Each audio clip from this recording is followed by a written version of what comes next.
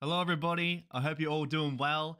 Um, I was just hanging around. I just went down this morning to my local gym. And you can just, if you know where I live, you can kind of just take this with a grain of salt. But look, it was crazy. I was down in my local gym, just doing my own thing, and there was this guy, and he was just like, I could just like hear, like I was on the treadmill, and I just hear this like this loud echoing from the distance, and I'm just like, where's that coming from? And this is really strange because like I was in a Planet Fitness and like they had the alarm set up for like for the people who make too much noise, but like they made an exception for this guy, and I was like, what is this?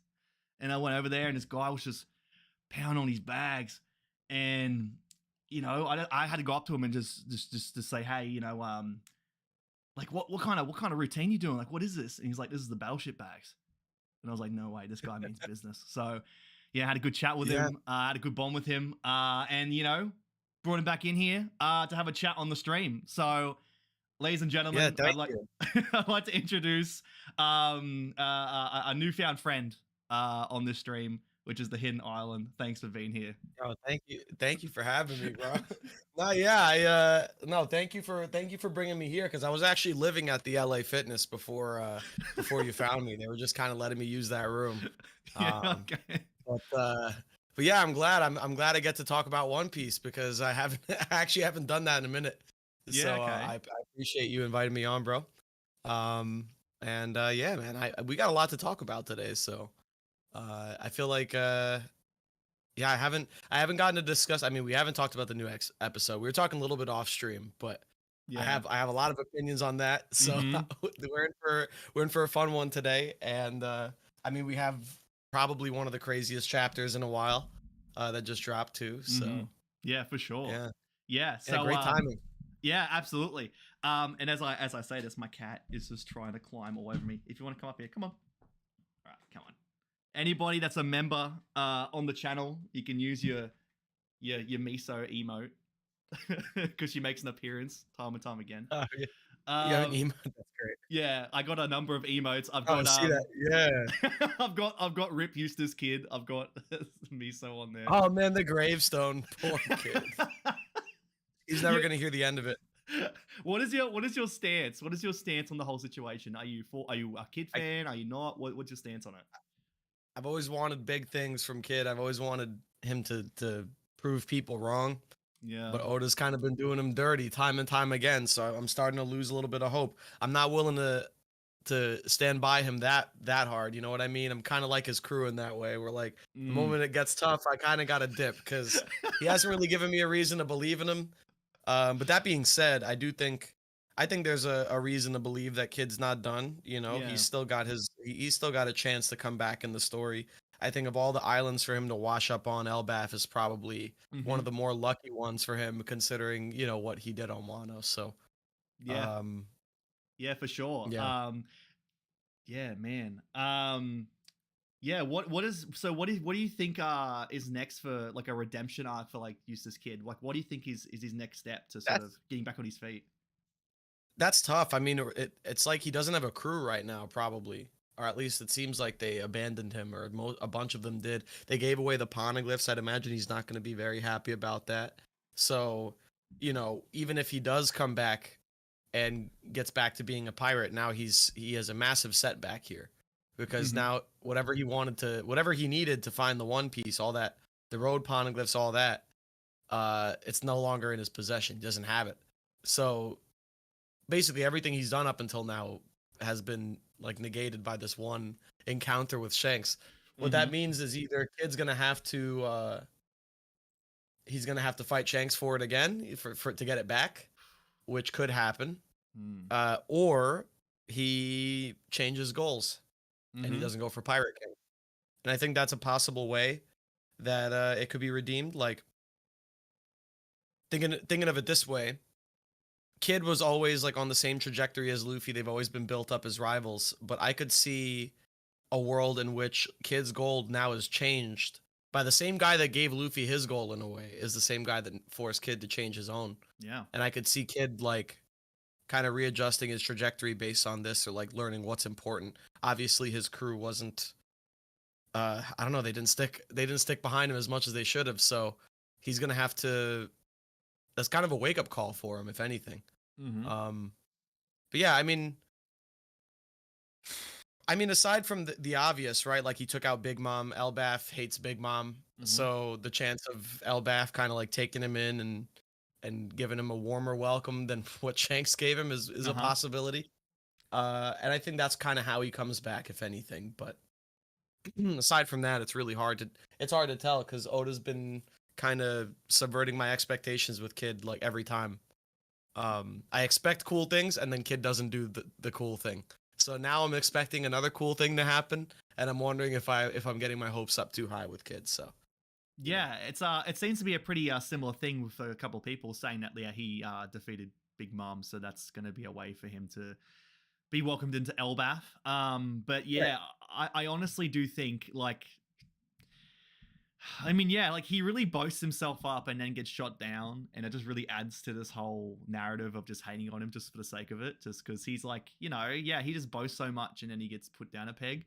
I honestly am hoping for him to have some sort of character change. Like he said, if he Yeah. changes his goals, that's a start.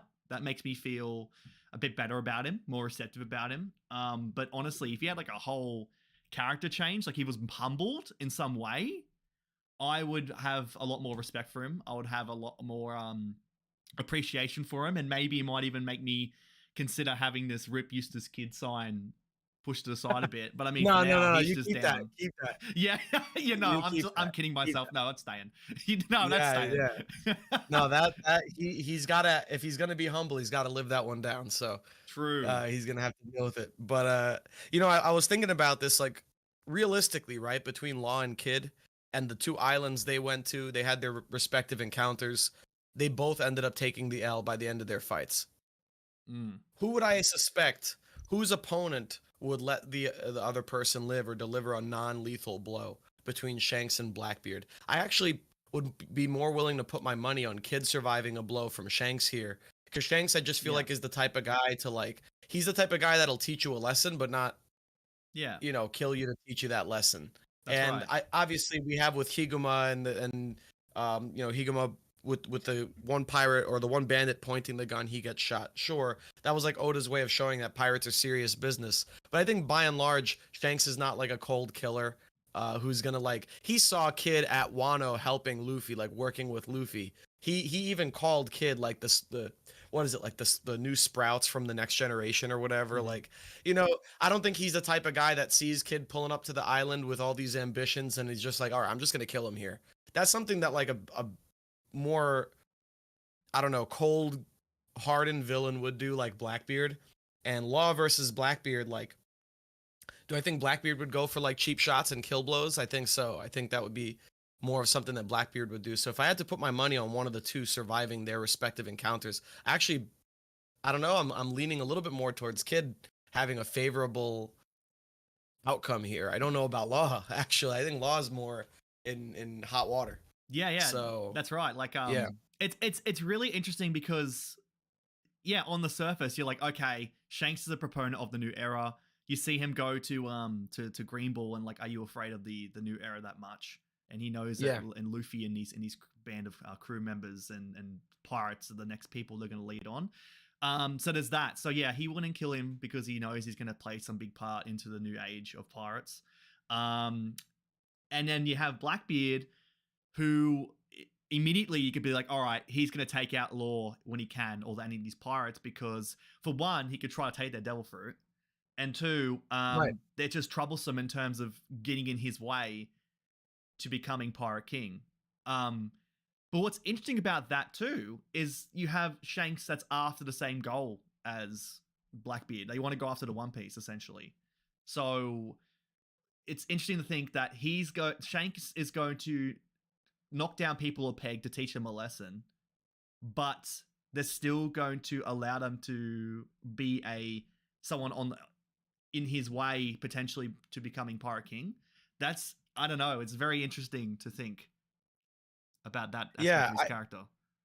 The thing is, I really wonder with like Shanks, like how, like what is his actual objective here? Because if he wants to be Pirate King, I actually don't even think he does. I don't think Shanks wants to find the One Piece. I think the only reason he Mm, took the poneglyph rubbings from Kid and is like, "Oh, time to find the One Piece." I think it's purely just to keep the promise to Luffy. That's yeah. the way I feel. I think his objective is actually not to find the One Piece. He just wants to push Luffy, fulfill his end of the deal. And it's like, okay, well, Luffy's now getting pretty close. It's about time we go find the One Piece too, and then meet him there, at the end. And that's why he went and took the rubbing. So I don't know even what Shanks's ultimate objective is. I know that Kid is the only other pirate in the story. I mean, aside from like even Blackbeard doesn't necessarily want to be Pirate King from what we can tell. He seems to want to have his own kingdom, be king of the world like Mm, Rocks or whatever. So, of all the other like major rivals to Luffy currently, the only one who really wanted the same goal is pretty much Kid. I don't even is like do we really think Law wants to be Pirate King? I mean, I guess he stated it in Sabaody, but it seems more clear to me that now that he kind of wants to figure out what the whole D Clan mystery is. And it has less to do with being Pirate King and more to do with just figuring out, what Rocinante was telling him. So Kid was like the only one on like the same wavelength to Luffy. And I wonder now, is Kid going to have his thing changed around? Is it just going to be Luffy and Shanks fighting over the One Piece? Is that like the scenario that's getting built up to? Um, I don't know. It's really interesting to think about, especially because now after this new chapter 1090, Oda gave us that confirmation. He's like, that's the next island. We're mm-hmm. going there, Yep. and we're also just about to leave Egghead. Like we're pretty much done walking around the island. I mean, we probably got the fight with Kizaru and everything, but there's no more like exposition that needs to happen on Egghead. We're like in the climax of the arc now. Yep. And I think it honestly felt much longer. This is kind of a tangent, but it felt Mm-hmm. much longer than it actually was because of all the breaks. Egghead is only like what, 20 chapters? It's like Mm-hmm. it's a really short arc, all things considered. And Yeah. like we're clearly at like the final stretch of the Egghead chapters now. I feel Yeah. like I Yeah. might be Yeah. wrong. We might be getting a curveball hitting us soon, but it just feels like we're wrapping it up and we're moving on to the next thing. So I think you know, Oda has plans for Elbath, and if Egghead is going to be the short arc, I always anticipated Elbath being like the short cool down arc, like Mm-hmm. kind of like Zoe, where we like cool off from the really long in depth arc of Dressrosa. Okay, now we're doing Zoe a little bit, lore dump, go to Whole Cake. Now we got an actual full sized arc, but that was kind of what Egghead was. Like Egghead Yeah. is a really short, condensed arc, and it could be that we get like you know end of the first half of the story, we have Sabaody, and then we get like a sequence of like 4 different islands very quickly. But I don't know if Elbath is going to be short at this point. No, I think we might be in for a longer arc, like coming up to Elbath soon. that's right. So could Yeah. really go one of two ways. And Yeah. that's where I think the whole thing with Shanks comes in. It's like is Shank if Shanks is going towards the One Piece, we're probably not going to see him at Elbath. No. And we're not going to have that play out there. And then that might be a shorter arc, deal with Kid, maybe some loose plot threads, get a little bit of exposition on Shanks from the people of Elbaf talking about him. But then that's it. We're on to the next thing. Or Shanks is there, and then we have probably one of the most intense, incredible like payoffs in the story. Mm-hmm. Coming from chapter 1. So Yeah, for sure. I really like this idea of Shanks grabbing all the pieces and grabbing everything he can, so that way, yeah, when he makes it down to Laugh Tale and meets Luffy, it's like, all right, you have to defeat me, and I'm gonna go all out, and you have to defeat me, and then you can move on because you'll be strong enough. Like you have to surpass me. That would be really epic. And so then he'll have all the pieces needed. He can hand to Luffy and go, "Yep, here you go." yeah, Yeah, that would be really yeah. cool. Yeah, but yeah, Egghead has been honestly like the sleeper arc of the century. Like it's like we're waiting for all this payoff with Vegapunk and everything, but the fact that yeah, our sights were set on Elbath straight up before you got the Egghead, and it's like oh here's a little side story, a little side island. Oh, okay, that's fun, and then we got the amount of stuff that we did, and also outside of Egghead has been absolutely insane. Yeah. And that's the best part about it is that like Oda could have sent us to Elbaf like right from the get go because he had Kid go there. Hmm. And we like it had the directions that they chose been any different, we could have ended up at Elbath, but we didn't. And Oda put us in this like little detour on Egghead to give us all this lore dump and all this extra information, and he shows us little sneak peeks. I mean, this is what I really love about the Elbath reveal, and I don't think Oda's really done this with any other island now that I think about it. This is the only island he's done this with. Sneak peeks of the island little by little. You Mm. mention it in one arc, you mention it in Little Garden, we hear it by name. We hear it again by name later in Water Set or in Enies Lobby with Oimo and Kashi. But once again, we don't know much about it. We just keep hearing about it. And the coolest part about it is we don't see Elbath, but we see the people from Elbath. And Yeah. they're very obviously distinct individuals. They're massive dudes. Hmm. They're incredible warriors. So you can't help but just imagine what this place looks like, when you finally get there. And further we get into the story, we keep getting these little like one scene in Elbath, two scenes in Elbath. Oda just shows us like the tiniest corner of the island, a little sneak peek of what we're in for. And then you get like the biggest view we've ever gotten of it was with Big Mom. And now we have this character who was like a central figure in taking out Big Mom. And then right at the end of the arc, he goes to Elbath now. And now we see Elbath through his perspective. And it's just like clear that Oda has been working up to this. Like the whole Big Mom setup, the kid versus Big Yep. Mom, the now kids arriving at Elbath, the little sneak peeks that we've been getting throughout the story, and each one is increasingly lengthier. And now it's like, now we're just gonna straight up get to the island. Hmm. And I don't think he's done this with any other island. It really feels like this one has the most hype behind it Yeah. out of any of the islands we've been to so far. More than Wano. We heard about Wano quite a bit too, but it wasn't like Elbath. It wasn't as significant. Like there's just nothing that's been played up like that. So I think that's so sick. It's like it's just exciting. I can't wait to finally get the payoff after all these years. That's So right. Yeah, like the amount of theories people have made about what Elbath is, and like, and especially when it comes to Usopp, because yeah. my favorite parts of the entire series have been character development, specifically for Usopp. Like him having that time in Water 7 with Luffy having that fight, showing that development. I absolutely love that, and then also, yeah, this all the talk about him wanting to be a brave warrior and him leveling Elbath.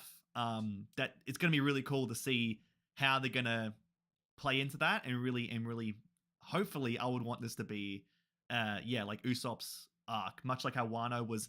It wasn't like we anticipated Wano to be like the big Zoro arc because of his history. He had Right. moments, and they were really cool moments, but it wasn't really his arc. And I expect the same for Elbath. It's going to be a whole bunch of different things, but yeah, I would really hope after all of this time that we do get that much needed development for Usopp, because I think it'd You be know what it really cool. is?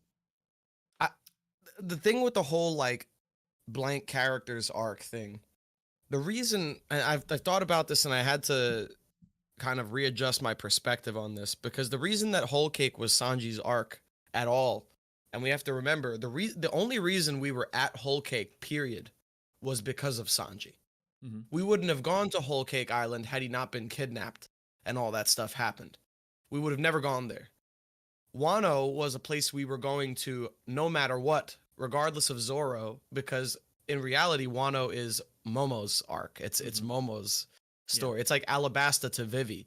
So, you know, while it is the land of swordsmen and all that, I will say I think people underrate how much of that arc did give Zoro his like fair share of Hmm. scenes. We Yeah. had an entire extended sequence where Zoro was separated from the crew and he was wandering the Ringo region by himself, sword fighting with Killer. And on the bridge, we find out later that Ringo is his ancestral homeland. All the stuff with with Shusui, Hiyori. We get the Yasuie execution, and that was like the first time we've seen Zoro get like genuinely emotional or upset about something in a long time, I Hmm. feel like. Um,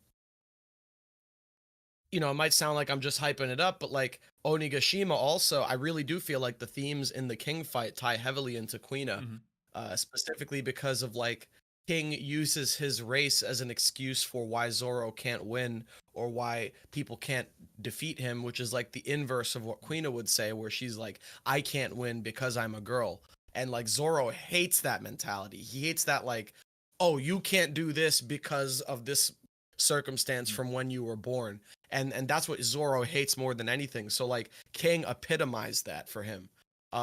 Everything with the Conqueror's Haki, Enma, the Grim Reaper showing up, like it's all Zoro development there. Ryuma also being a one-eyed samurai, like, you know, it wasn't explicitly his arc, but that makes sense because we weren't in Wano for him.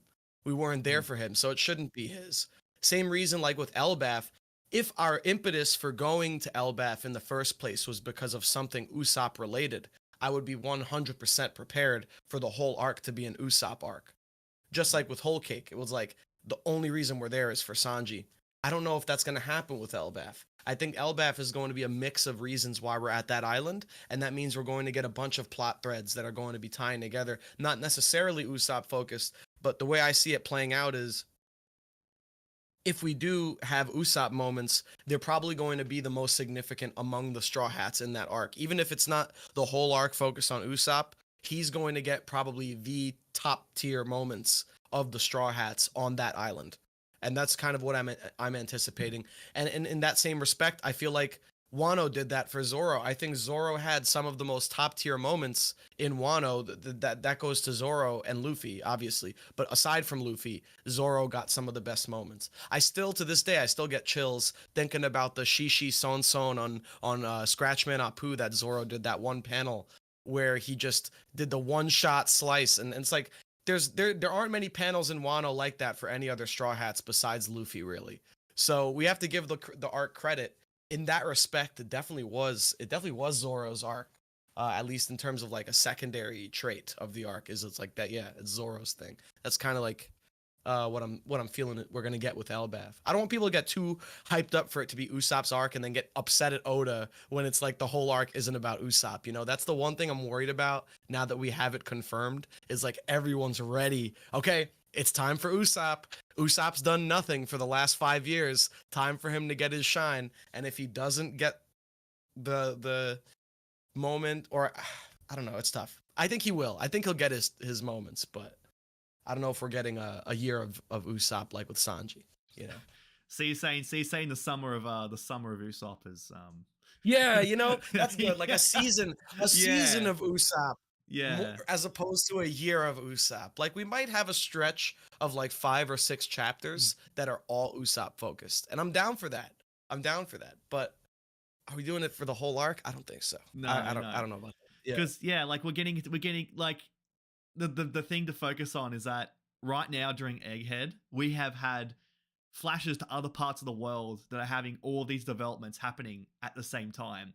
It would be kind of absurd to think of like having a full-fledged adventure focusing primarily, I mean, just only on Usopp, and having Yeah. no sort of progression for anyone else, while all this stuff around the world is progressively happening in real time. Like we need everybody to, like we need Luffy to, like Luffy may be going through Elbaf, like kind of chasing breadcrumbs from like Shanks. Shanks may have put things in place throughout Elbaf to be like, all right, Luffy has to go through these sort of trials or these sort of things to overcome that I've sort of left for him to progress.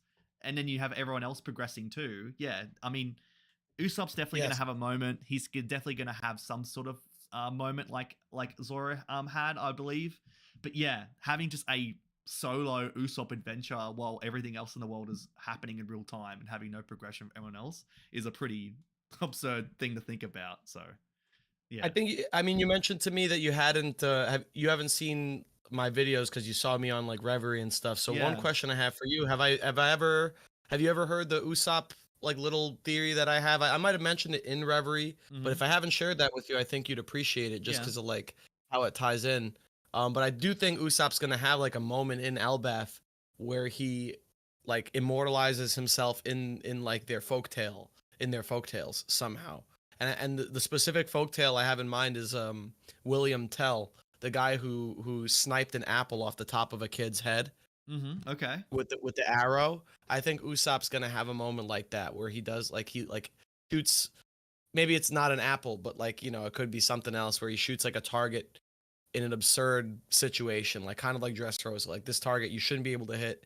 Usopp hits it, and it does something where the people of Elbaf like remember him as like some incredible warrior, a sniper, and I think that what's going to happen with that is that Usopp's story is ultimately going to be an inversion of Mont Blanc Nolan's, where Noland was a hero that was remembered as a liar, and Usopp is a liar that's remembered as a hero ultimately. And he's going to have, I think he's going to have his own storybook, just like Noland had a book.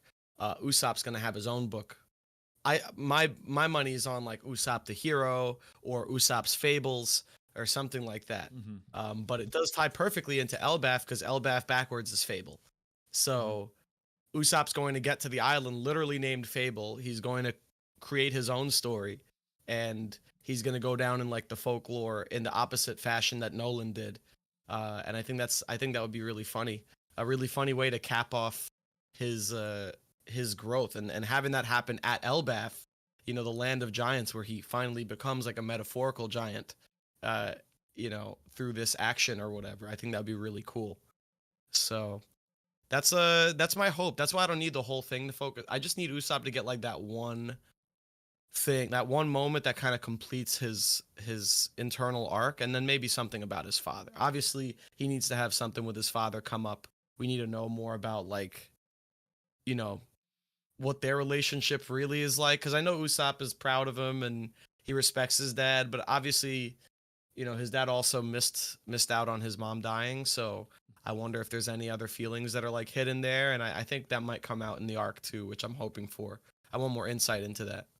So Yeah, I think that's a real key point. I mean that's something I can always really vouch for. It's just having more depth to characters, and for me, in Egghead recently with Bonnie, just seeing like those moments of emotion, reliving Kuma's memories, that really hits because I'm like, this is some really good emotion and depth and to these characters, which I really appreciate, and yeah, I'd hope for a lot more from that, especially with the Straw Hats. Like, I mean, we have their own arcs, and we have that depth and that introduction to them and everything like that. But I feel that after this stretch of time, like, yeah, I feel like having a bit more of that would be nice. So I would sure, expect that for Usopp totally.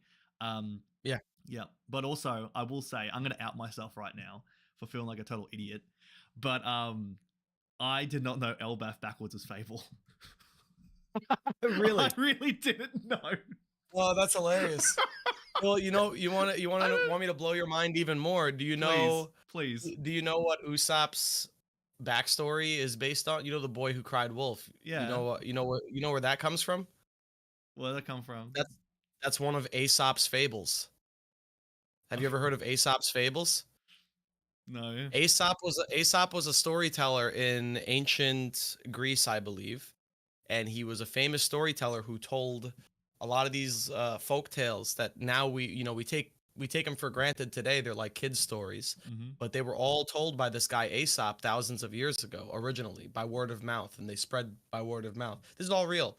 The name Usopp comes from Aesop, and it's a reference to that. So that's why Usopp's a storyteller. And Usopp's backstory is based on the boy who cried wolf. The Boy Who Cried Wolf is one of Aesop's fables. Another one would be A Wolf in Sheep's Clothing. That's another one of Aesop's fables, which is referenced in, once again, Klahadore disguises himself as a butler. Who's the other butler? The dude's a literal sheep. Mary's a sheep. Mm-hmm. So it's like the whole Yeah. Boy Who Cried Wolf mixed with the wolf in sheep's clothing story is straight up, that's the backstory for Usopp. So his whole his whole backstory is just Aesop's fables, like a bunch of Aesop's fables mixed together. And now the one island that Usopp wants to go to more than anywhere else is the island that's literally fable spelled backwards. So Yeah. yeah, so Oda is very cheeky with that. He's yeah. So some other ones you might recognize. I'm trying to think of like other popular. You ever heard of You ever heard of the fox and the grapes? Like, you know the expression sour grapes? Yeah, sour grapes. Yeah. Yeah, that's where that comes from. It comes from one of Aesop's fables, where a fox tries to get grapes on a tree and he can't reach them. So then he calms himself down by telling himself, "Oh, the grapes are probably sour Mm-hmm. anyway."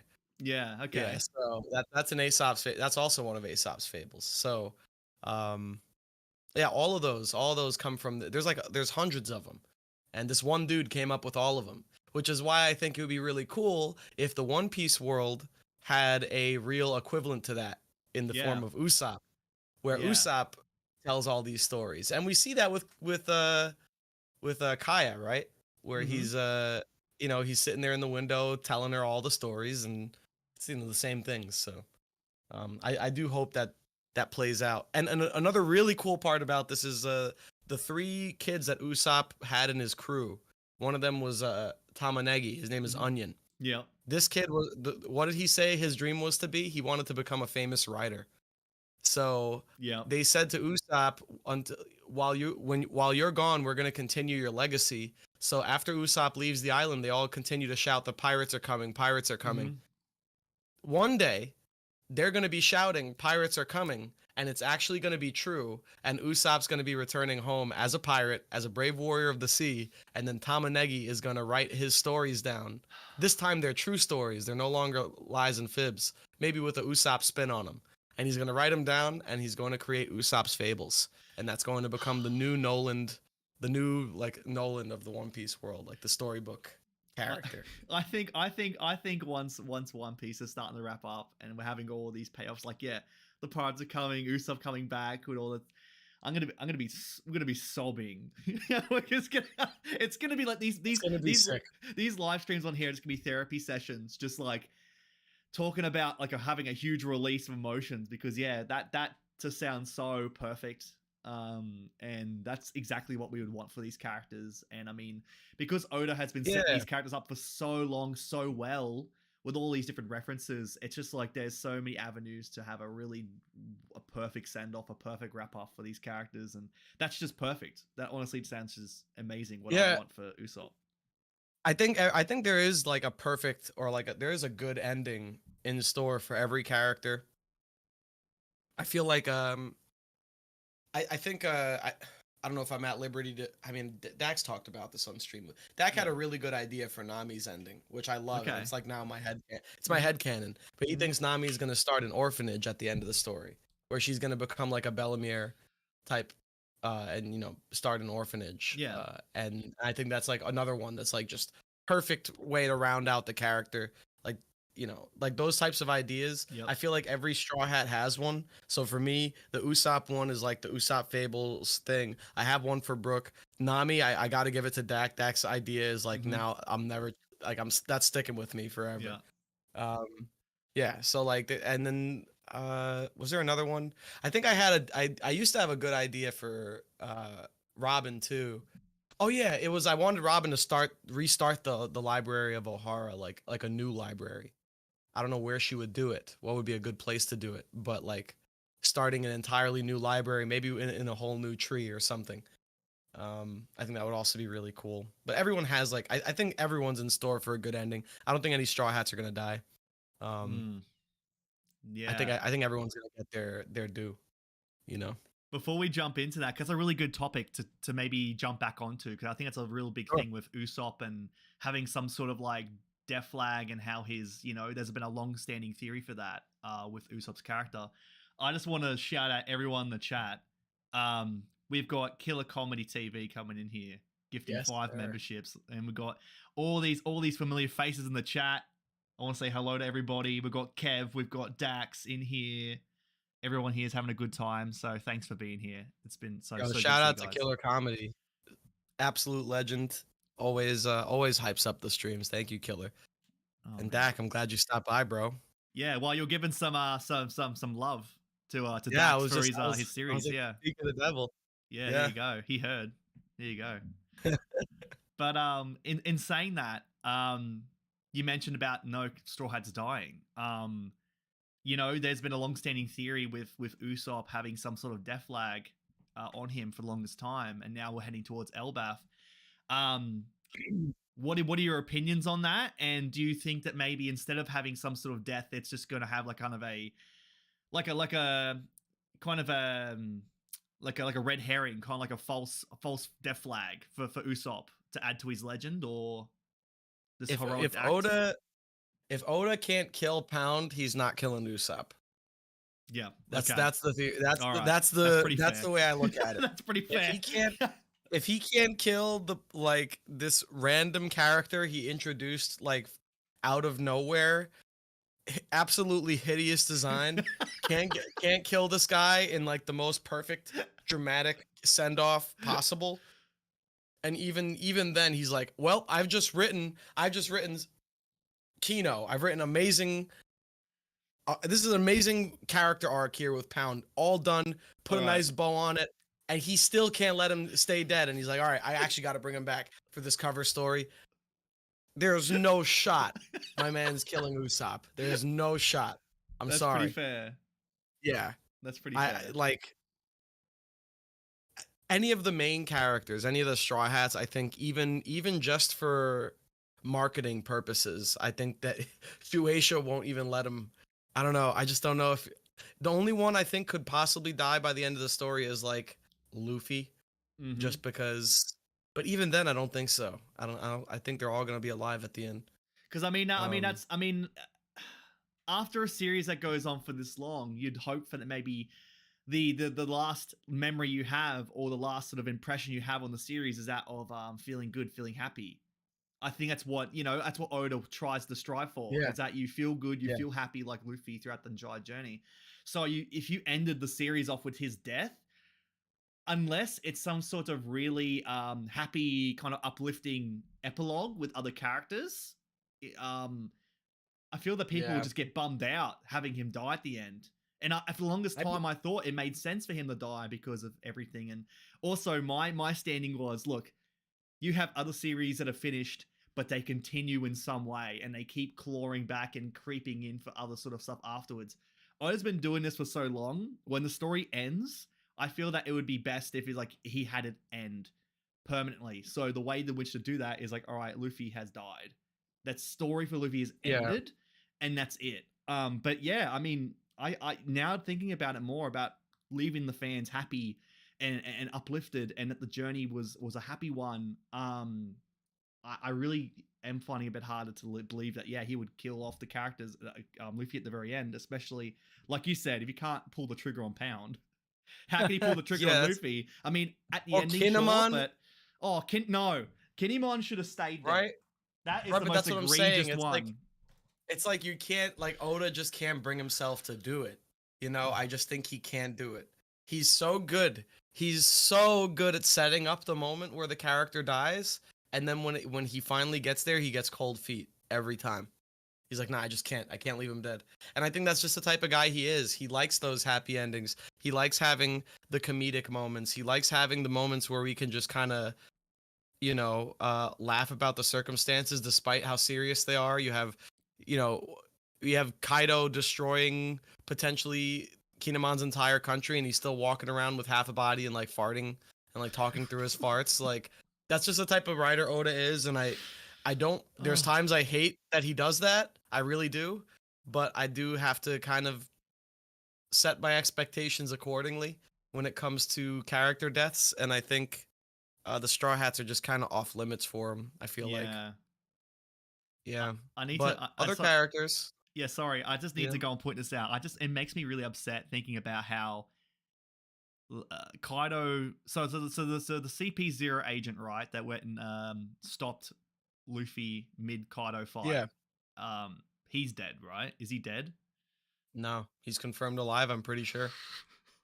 I was gonna say, if he died during that scene, and then you have him doing that same blow to Kinemon, and we see the entire blow, and Kinemon is alive after that as well as getting skewered, I was gonna be even more upset. But the fact that I he's alive, mm, I'm upset that both of them live. I'm upset yeah, that either one live. I'd rather at least one of them, even if it messes with power scaling. My man Kaido, at least let the man have one Yeah. body on his count, man. The dude Yeah. has a 0. He all of Onigashima happened. Kaido has a total of 0 on his body count. 0. The man's supposed to be the strongest creature in the world, the most terrifying force, and he has a 0 body count by the end of Wano. Couldn't even take out Kinemon. Oh my god. So, Wow. I just I gotta once again, like, if Oda can't bring himself to put character deaths in there, then It's like kind of gotta. But that's the type of story One Piece is. It's always gonna be that, like you said, man. It's like Oda wants to leave you with that happy-go-lucky mm, kind of feeling at the end. And also it would just kind of be against the themes of Luffy if he died at the end of the story, because mm, I feel like the whole reason he's doing all this is to have a life of freedom where he can just have fun, adventure, mhm, party.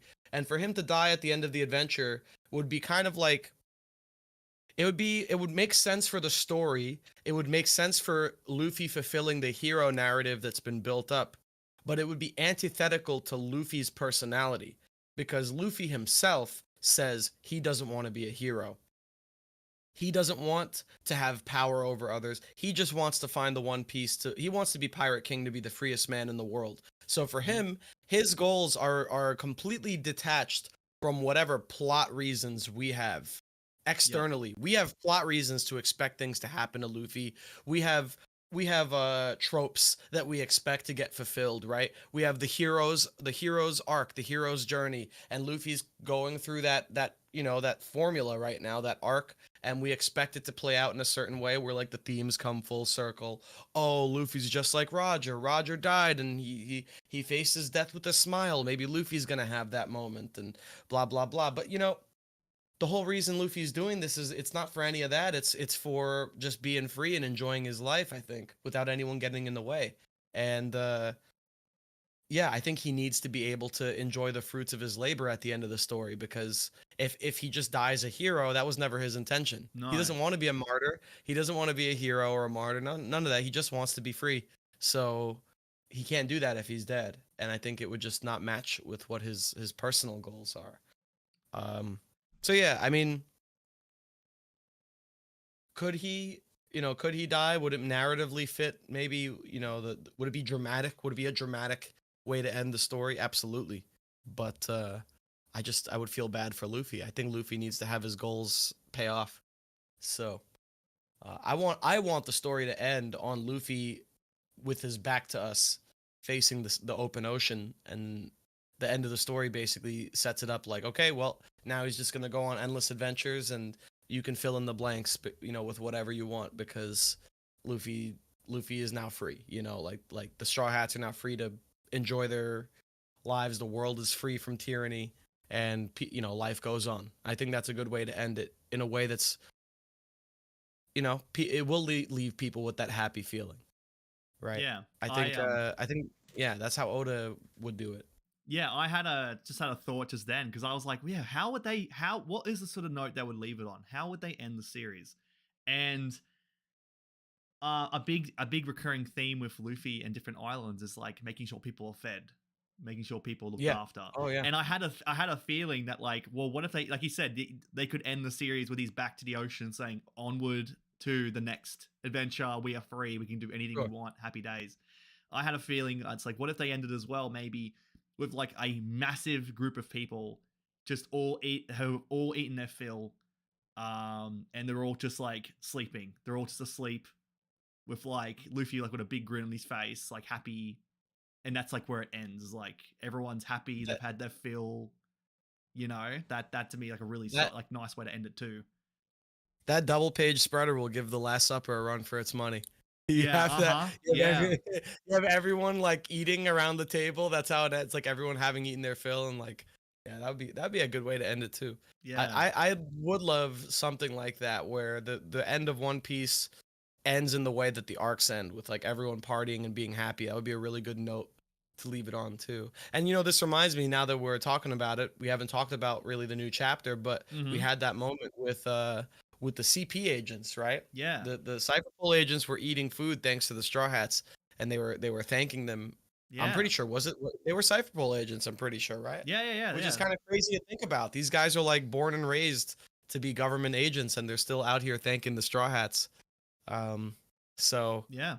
yeah, I wonder. It's clear that Oda is, he's finding places to insert these scenes of like the Straw Hats making sure people are fed, getting food to Mhm. people, saving people, them thanking the Straw Hats. He slips that into like every arc. It's in every single arc.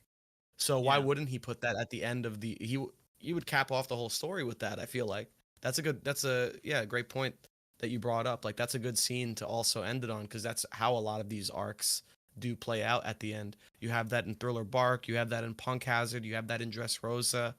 Whole Cake Island ends with straight up feeding their enemy. They feed Big Mom the cake she's fiending after. And Mhm. even she's satisfied thanks to the Straw Hats with their food and everything. So no, that's a good point. That's a Yeah. good point. Yeah, Yeah, it'll be really interesting to see, yeah, what he decides on. Because I mean, I it's interesting. I can't imagine. For one thing, I'm thinking like the pressure in which he must have to end it, but then also there must be no pressure because it's like, well, I can do this is exactly how it should be. This is how he wants it to be. So then there's no pressure, because it's already yeah, being received so well. What we've seen other series that have been wrapping up and ending, and there's been an ongoing pressure, being like, this feels too rushed. This feels too. It doesn't feel right, which puts pressure on the author. But yeah, because of yeah. how One Piece is, I just feel that he's gonna have just no. He probably have no pressure. He probably have relief knowing that he's Well, how do able you to feel? end it.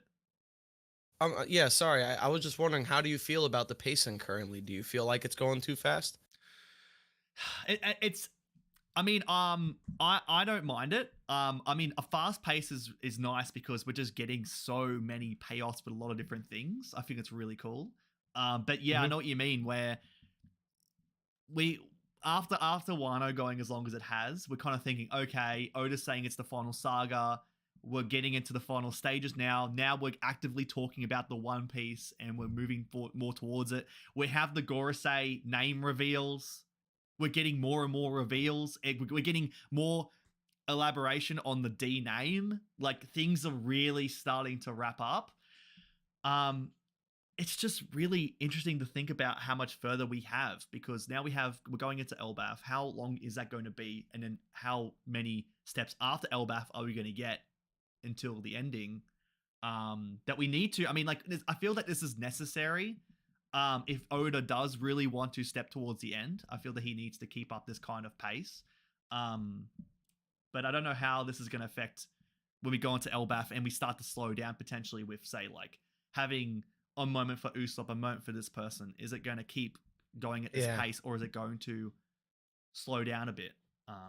But I am enjoying it. yeah, I am enjoying it though. I think it's really good, and especially because of Wano and how that was, having this kind of rapid pace it's been an exciting weekly weekly read. It has been. yeah. That's kind of the issue that comes with having so many major characters, right? Like the Straw Hats are a crew of main characters. We have 10 main characters to divide our attention between. So it's like I think the solution Oda has found is you have an arc that focuses on maybe a handful of the Straw Hats predominantly, and then the others kind of take a back seat.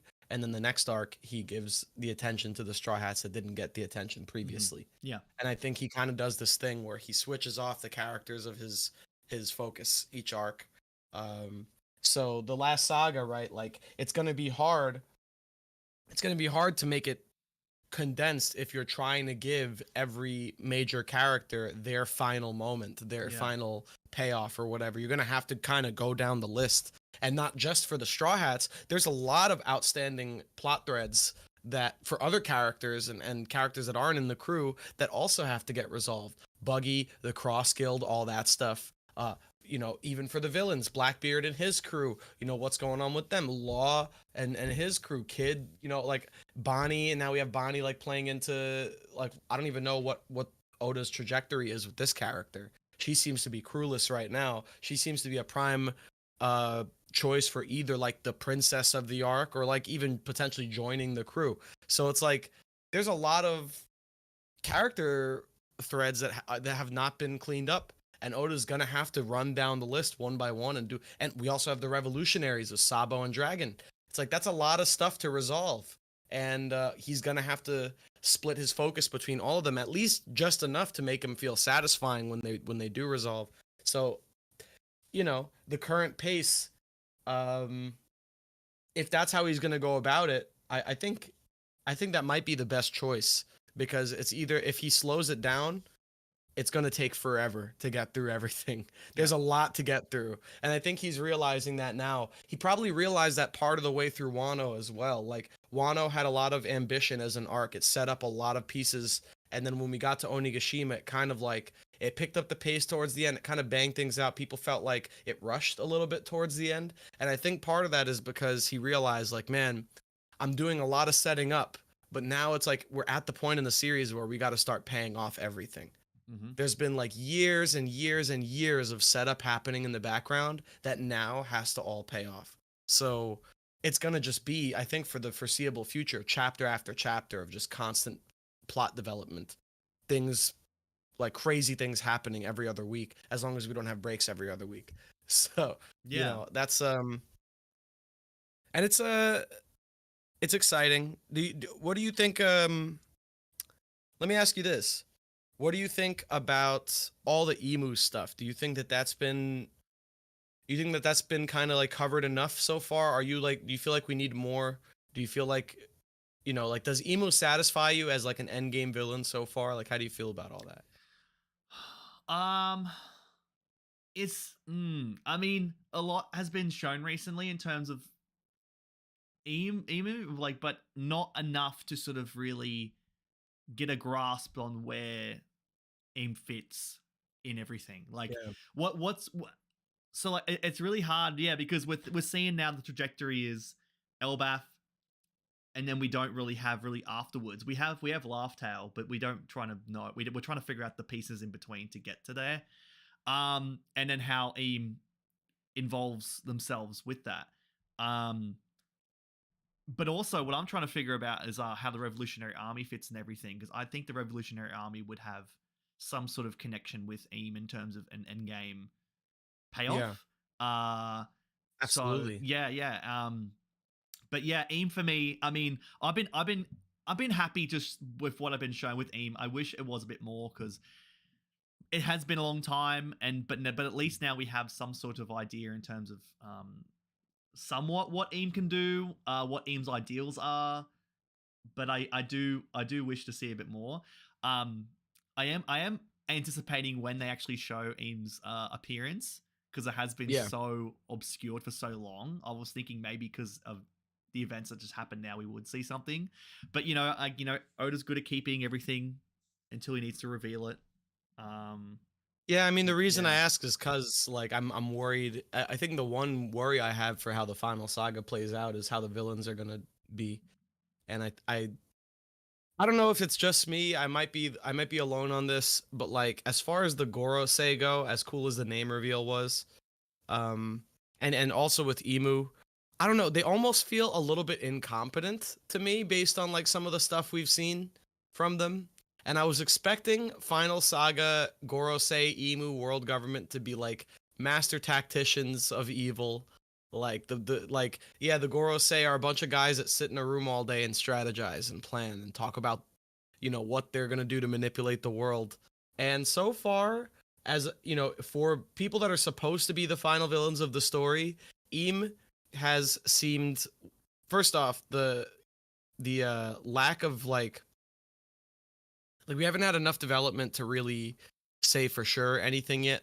So Eam is kind of just like in the background, but the Gorosei kind of feel a little bit like they're incompetent, because like Emu's identity getting revealed in the way it did, like straight up inviting Cobra into the room and being like almost trying to taunt him with the information that he knows, and then that ended up inadvertently getting Emu revealed to Sabo and now Wapol. And it's like, you guys have had a tight you guys have run a tight ship for 800 years, and this is kind of a really stupid mistake to make last second. Same thing with like the Gorosei losing negotiations with both York and Luffy, like back to back, is also funny to me, because it's like, once again, especially I'm pretty sure Saturn is supposed to be like the god of defense or whatever. He's like the defense one. So like out of all of them, I would think that he has the best strategy on how to,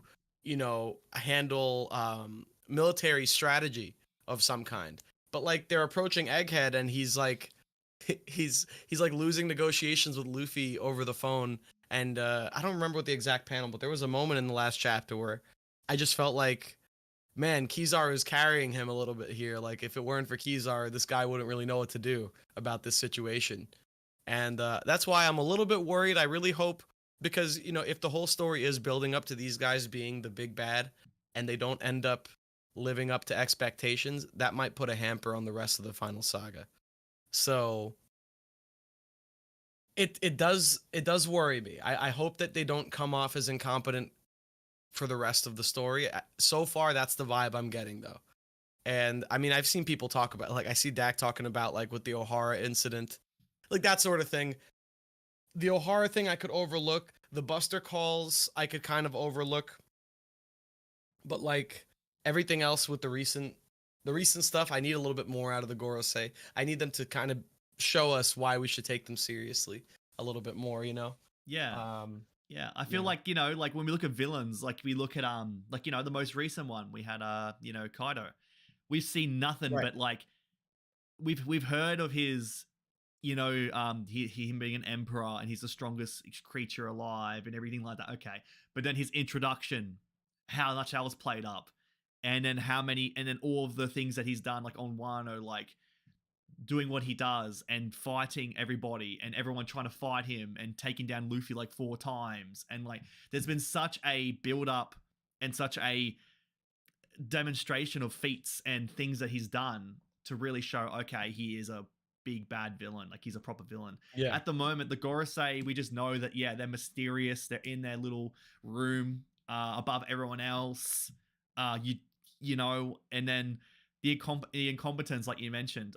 The big one for me after seeing episode 1071 again was like them talking in the room being like, well, we've tried to capture this fruit for 800 years and then we've failed. It's like 800 years of trying to get this fruit and you just can't get it. Like, come on.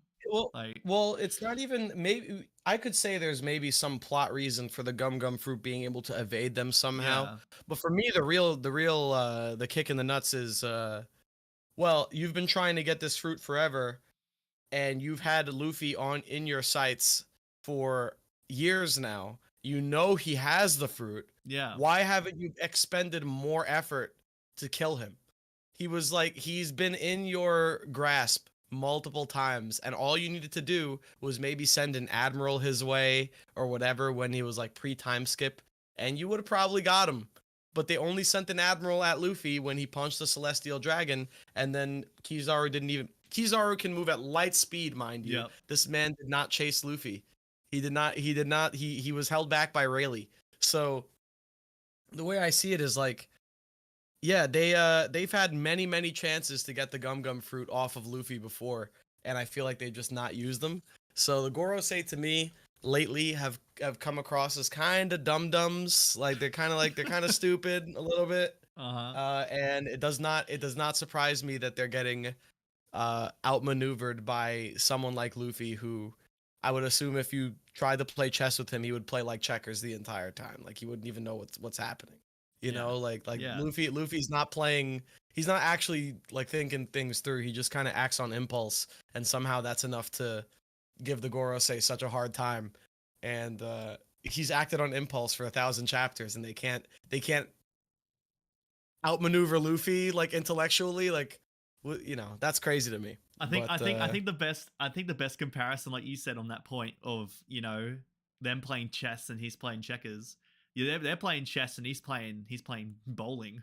He's like, they're trying to put the bits on the board and trying to make moves. He's just throwing a ball, knocking down all the pieces. Yeah, like he's playing flip cup in the corner. Like he's like not even he's like not playing. Like, so like to me, I need the Gorosei to like.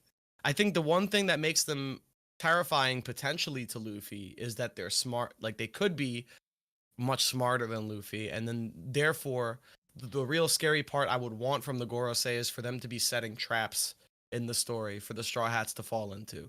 Like world government situations where they set up traps using Cypher Pole, using whatever. They haven't done it really. They did it in Water 7, but even then, the trap wasn't really for the Straw Hats. It was to get the Pluton blueprints from Iceberg.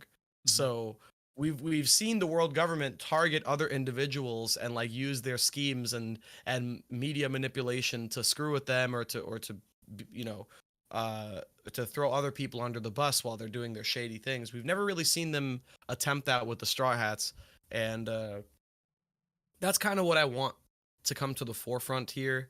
Obviously, the admirals are going to be fun to watch the fights play out. Like I'm really excited to see Luffy fight Kizaru. Obviously, like Yeah. we're all excited for that. But like, Kizaru is not the Gorosei. I need the Gorosei to also do something themselves. And if they're not good fighters, then maybe the way would be for them to be, I don't know, make better decisions, like in Mhm. terms of being the bad guys. So that's pretty much how I feel. But this new chapter still is hype. Like I'm still really, really excited for where we're going next. Like next chapter. I mean, it's unfortunate we have a break, but like in a couple weeks, we're gonna have, I think, for the first time ever, Luffy, like an actual Luffy versus an Admiral situation, and it's not just gonna be a one-sided fight anymore. And I think people have under. I feel like it's like, what is the word? Under appreciated, like how crazy that is. Like I don't know Yeah. how to describe it. Like we haven't seen in like a straw, we haven't seen Luffy in front of an admiral in forever, like actually ready to fight one Yeah. since Marineford pretty much. So, or well, actually no, since Dressrosa. But Fujitora, I don't want Luffy to fight Fujitora. I do want to see Kizaru get hit in the face though. So like that's exciting. Yeah. I do want to see, and saying that, we're going to get Kizaru versus Gear 5 Luffy. And that's going to be a whole nother can of Yeah. worms. Seeing how that sort of, like, because now Oda has started to get a bit more silly and stretch out the abilities of Gear 5 more, having like him just manifest sunglasses out of his hair. Like, what Yeah. exactly now is he going to be able to manifest or do against What do an you think? ability user What do you like think's the limit? Kizaru? What do you think is the limit of that? What do you think? Like, what do you Yeah, think Luffy can't generate? that's what I Like, mean. Yeah, and I think that's where things are going to get crazy. Is that there's going to be an increase of more and more more feats of Luffy in Gear 5. That's going to create a massive problem. That's going to that we're going to start to understand. But also something that I'm really fascinated about is the idea of, because I mean Luffy in Gear 5 is very having a lot of fun, right? He's having a really yeah. fun time bouncing around. My fear and my expectation is like, well, what if there's a moment where Luffy becomes angry, or like actually like full-fledged, like I'm gonna beat the crap out of you in Gear 5, where he can manifest anything he wants. Like, what does that look like? What does that do? Hmm. That's scary. Yeah. um Yeah. that might be like to the levels of what, I don't know, like there's this Yeah. whole prophecy of destroying Fishman Island. Like, is that to do with this? Like, what is I that I there's a lot of things with Gear 5 that are really fascinating. Like you said, what's the limit? But yeah, for me, for it's the big question is, what if he turns mad and uses that power with anger behind it? Um, Well, cartoon anger is a thing. Like, I can just picture right now, like Luffy getting red in the face and the steam coming out of his ears, mm, and like I could see him getting angry, but like in a cartoonish fashion while in Gear okay, 5th. okay, So he's like a Cuphead boss. Like mm, like when you fight them, and if you've ever played Cuphead, in that game it's just like a boss rush game, and you fight the bosses. As you fight them, they get angrier and angrier, and then like the rubber hose animation, like their faces get more crazy, the steam comes out, like I could see Luffy doing something like that. And it kind of connects back to Gear Second, because like Gear Second was like when Luffy got serious, and he did that. mhm. Steam was coming off of his body too. Yeah, But okay, like I could see that being a callback with Gear Fifth, where it's like, look, he's doing the Gear Second thing, except now it's like extra cartoony. So like Yeah, I could it see I fits could the see his eyes being like spiraled, like having like a spiral, like he's kind yeah, of like out of his mind, like he's just kind of in a yeah. blind rage like that. I could see that too. That'd be But so cool, actually. That'd be yeah, so sick. but like on Yeah. that point you said, yeah, going against Kizaru, I'm just excited to see now what the next step is in terms of Oda going crazy with Gear 5. Like what's the next thing he wants to kind of show us that it can do, and having more fun with it, because this is him just dipping his toes. Now he can kind of be even sillier with it.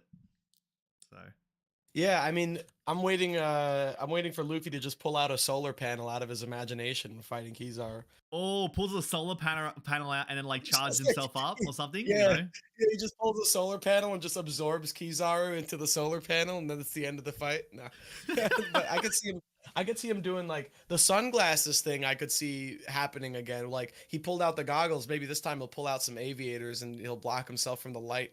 He'll be Oh able no, to. you know what he does? He has like a whole beach chair, and he has like the whole kind of reflective light just standing there laying down to Yeah, get like a nice tan yeah. on. I love that.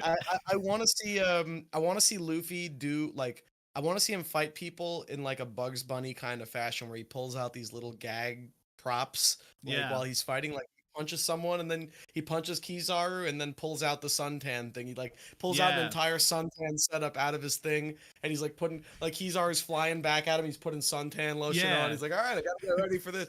You know, Yeah, that's I want to see like I want to see Luffy do gags in real time, like while he's fighting people. That would be so cool.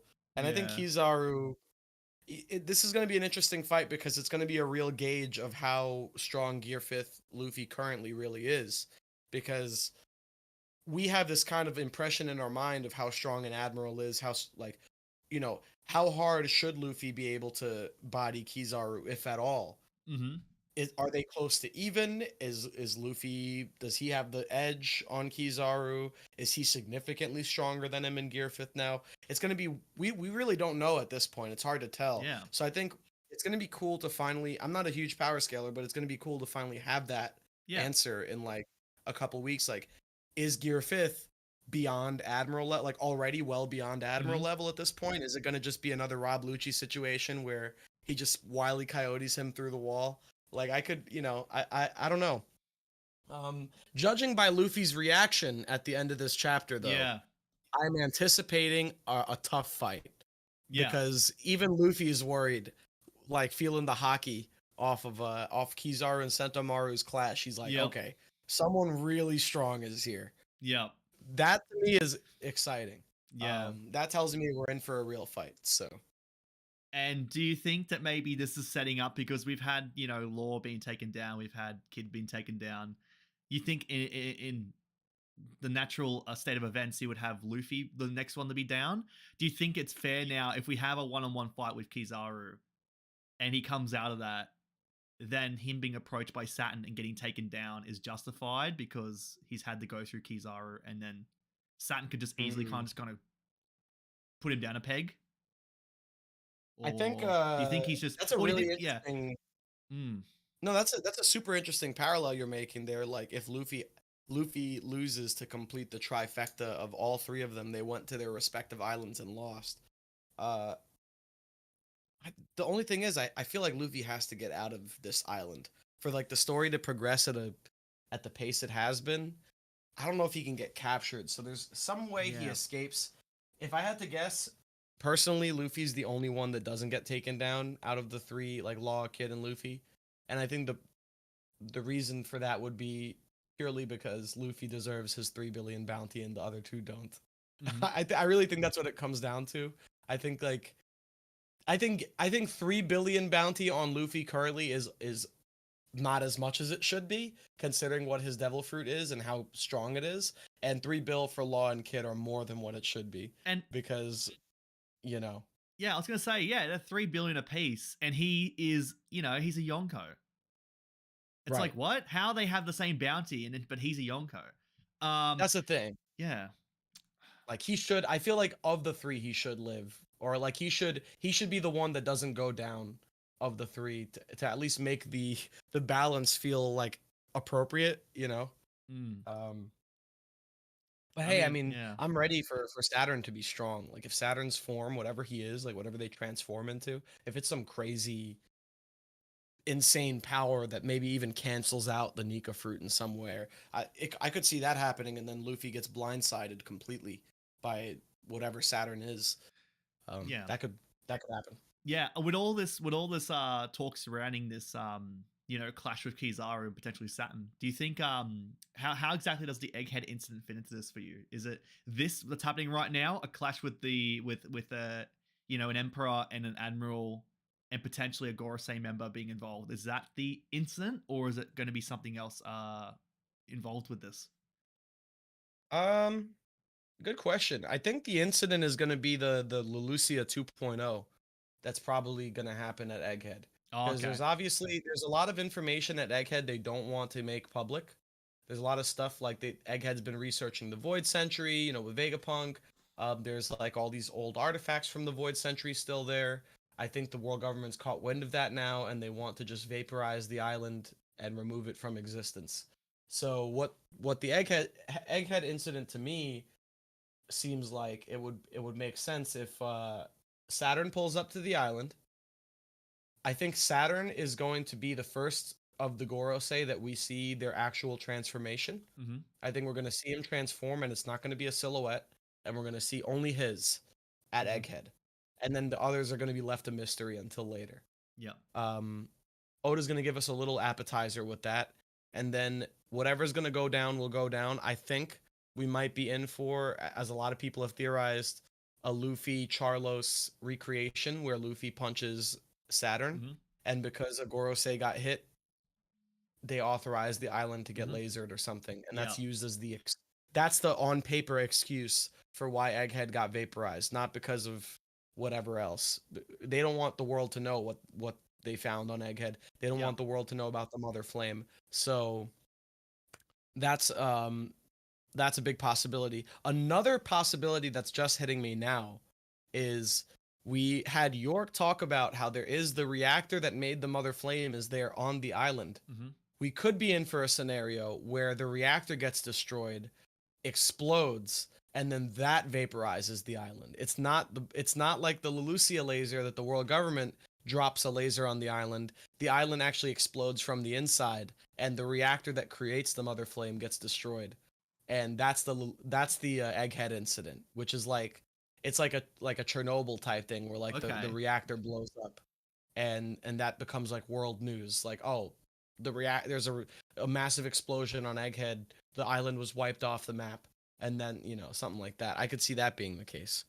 Yeah. Um, Okay. yeah, I just feel too with this whole you know how they went and showed the big like the big robot that was just there. yeah. I feel that there maybe there's some sort of payoff that needs to be done with that. Like that needs to be involved in some way because they just showed it. They said, "Oh, here's this big robot that we don't know how it was powered." Hmm. Um, mate, I'm And trying it to. wakes up again. Yeah, I'm wondering how. Like, I'm wondering, like, I mean, that has to be, because like you can't just introduce something like that and then it just not be used or shown again. I just feel that maybe that's Yeah. going to be some payoff or something that happens in some way. Um, yeah, I'm just trying to. Well, That's it what I'm could trying to, be. yeah, put into the pieces of the whole story. It could be Mm, Kuma. Could be that's how Kuma ties in because Kuma's currently doing the same thing. He's climbing the red line, just okay. like that robot did. So Yeah. maybe whatever's going on with Kuma is going to explain something about the Iron Giant, and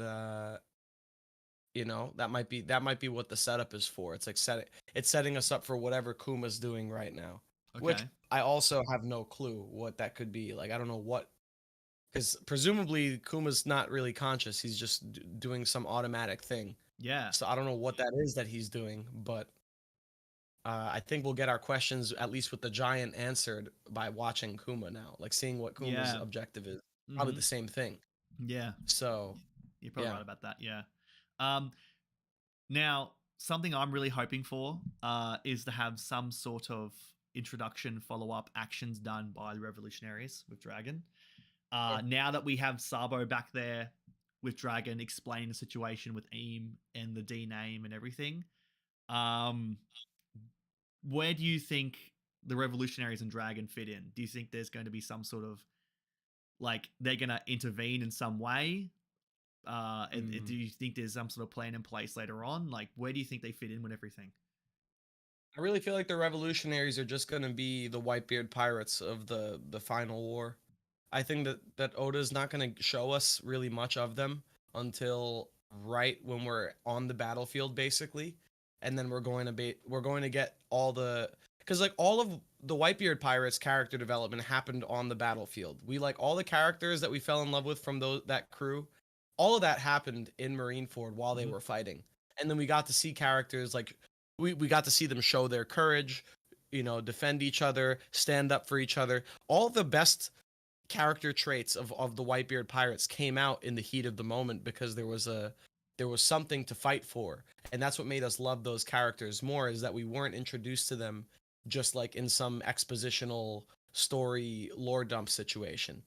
We kind of are getting that with the revolutionaries. We see them doing their planning in the background and all that stuff, but I really think we're not going to get such an in-depth look into these characters until we're back on the battlefield. And I mean, if we think about it, that's kind of already what happened with the revolutionaries we currently know, because we first hear about Sabo at the end of Marineford after the war is over, and a lot of our character development and the stuff we like about Ivankov came from the end of Impel Down and the Marineford arc, who is a revolutionary. We learn about Kuma's relation to the revolutionaries at Marineford. Mhm. So for me, it's like if your whole organization is based around revolution, it's based around toppling the government, the best place to showcase their values and to showcase what they're really made of is going to be in the heat of battle, in that moment where their goals are like close to coming to fruition.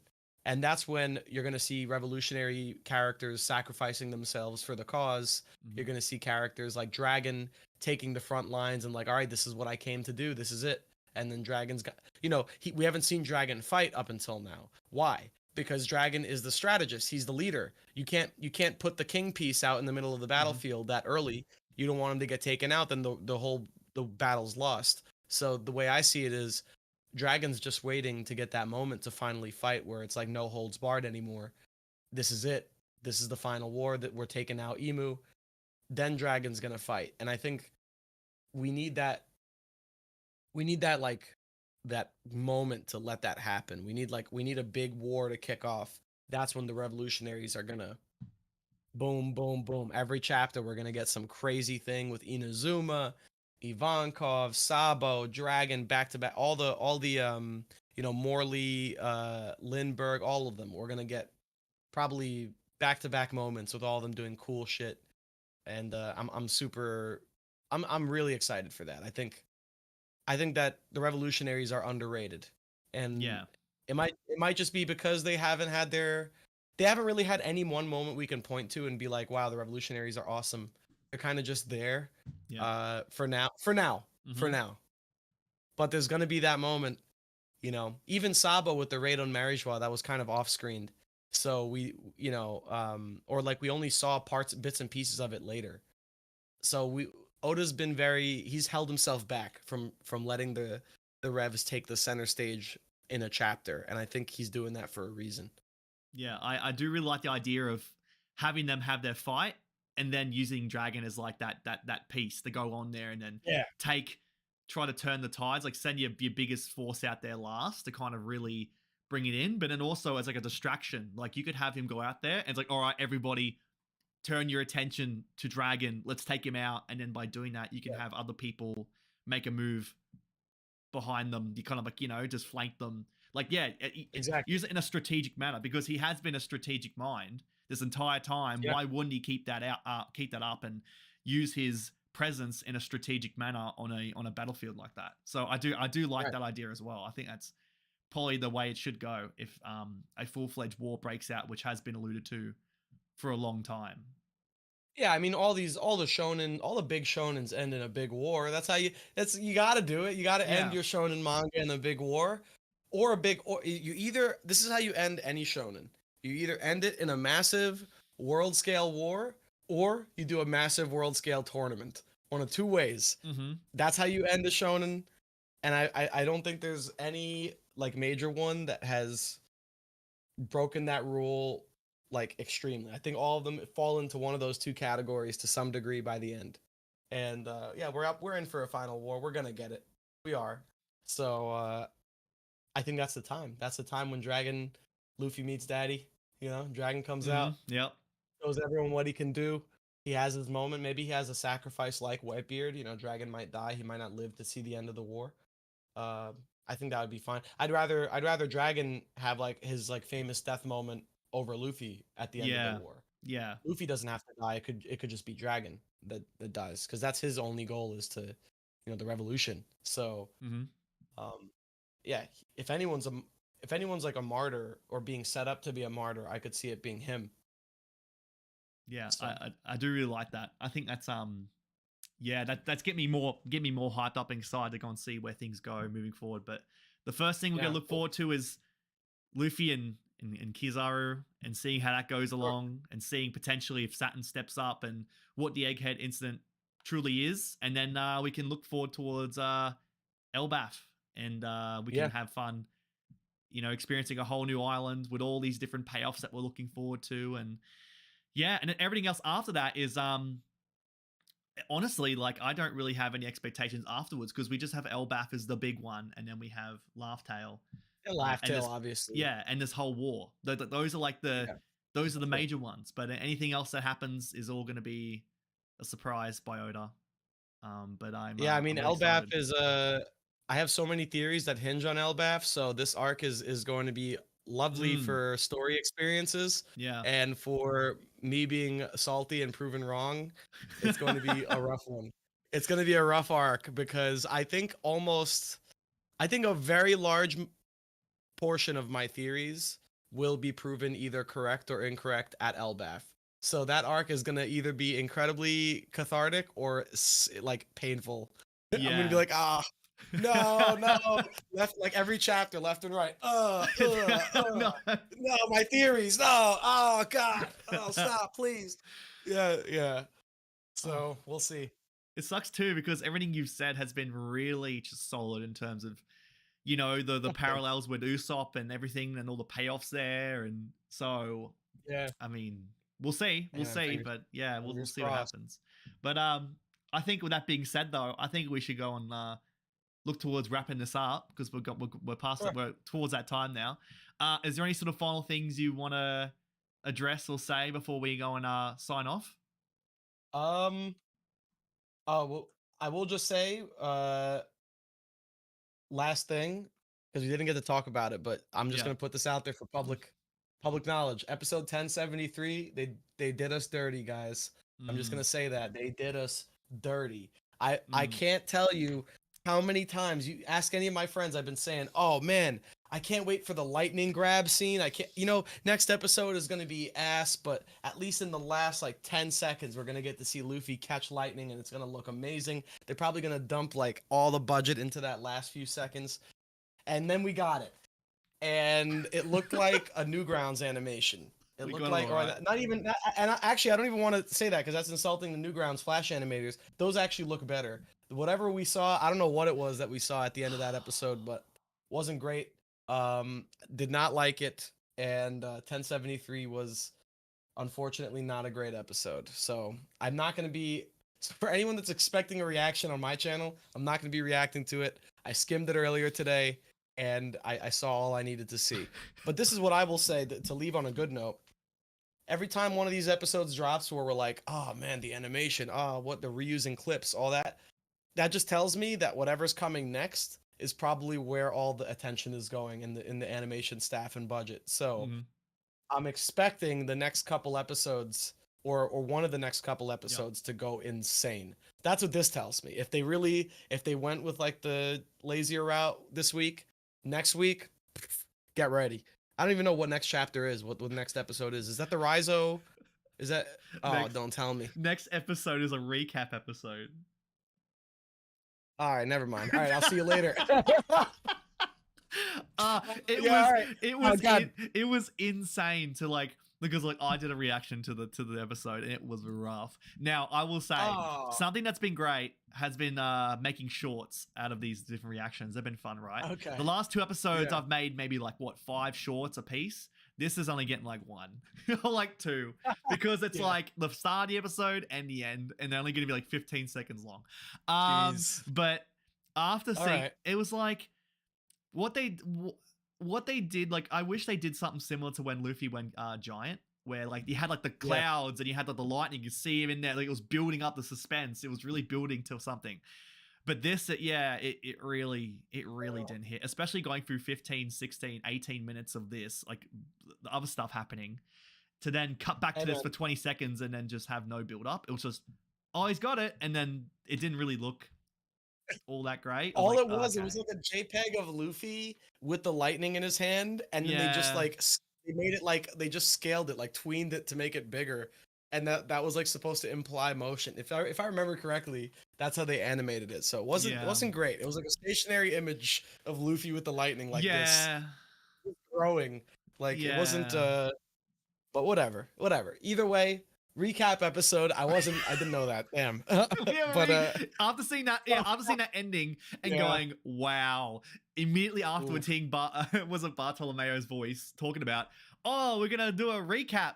I was like, oh my Yeah, god, yikes. yeah. Well, after the recap Mhm. episode, then I think we're in for some juicy stuff. So, Okay, yes, for sure. but yeah, that's yeah, and last thing I guess I can say is definitely subscribe to my channel. Anyone that's coming from my channel Hmm. over to visit Yep. Hype Hunter, please subscribe to him. Show him some love. I mean, I love you. I've checked out your streams before. I do lurk in a lot of streams, and Hmm. I've seen yours, and I love you have a very professional way of presenting yourself and everything you do, and you have a very you're consistent, and I like that. I really do. So I'm happy to be here. This was great discussion. And I'd be happy to join you again sometime, man. So thank you for bringing me on today.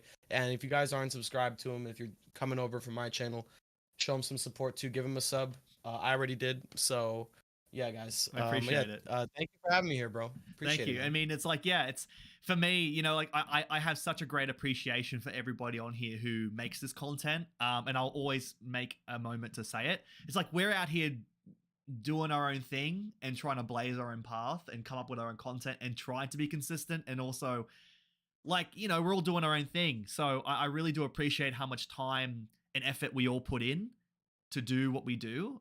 So I always try to do what I can to reach out and show my appreciation for everyone on here, and doing these weekly hype streams. It's a great Yeah. way for me to get to know people in the community, because I think it's such a really cool time to chat with people and have bonds be formed and have fun, and have viewers overlap with each other and have more ways to have fun and chat with more people and get more content. Yeah. But it's a really good way just for me to show my appreciation and thanks for all of you guys out here doing what you're doing, because I really do understand that it is a lot of That's effort, and I do appreciate it. So yeah. Oh, the effort is definitely noticeable. We can tell, and then honestly, man, that's what it's all about. Like the community, the connections. Yeah.